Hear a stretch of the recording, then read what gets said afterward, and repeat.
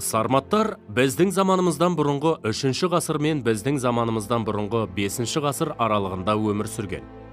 Ерте темір дәуірінде қазіргі Батыс Қазақстан аумағын Сармат тайпалары мекендеген.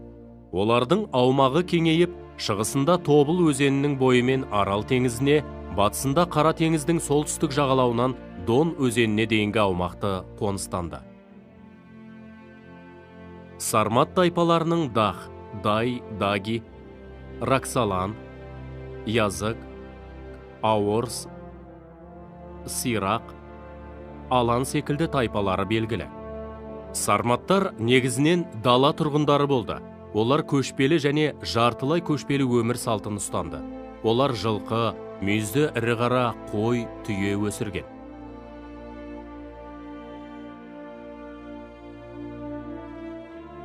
Сонымен қатар егіншілікпен айналысып, жабайы аңдар мен құстарды аулап, аңшылықты да кәсіп етті. Сарматтардың ыдыстары қыш пен металдан жасалды. Қыш құмыраларының түбі терең және кең болды. Тамақ дайындауға арналған қазандары темір мен қоладан құйылды.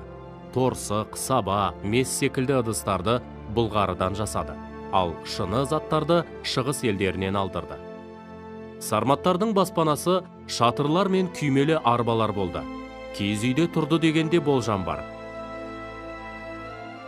Сармат қоғамында әлеуметтік үйлесім болып, әскери демократия болған. Тайпадағы барлық мәселелерді ру, тайпа мүшелерінің қатысуымен ақсақалдар мен көсемдер шешті.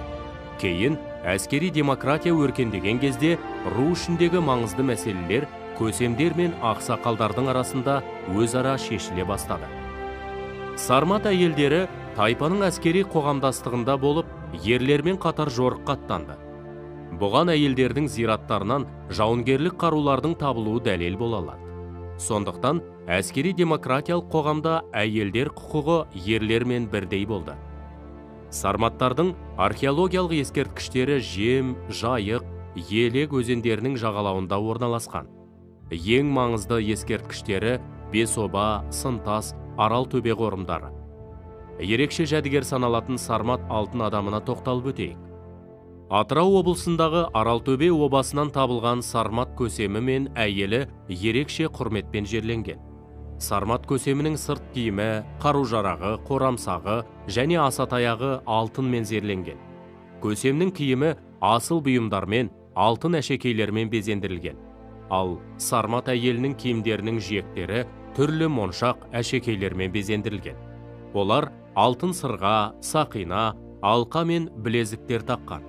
Сарматтарда зергерлік өнердің жақсы дамығанын обалардан табылған осындай әшекей бұйымдар дәлелдей алады. Сармат өнерінде аңдық стиль мен полихромдық стиль қатар көрініс тапқан.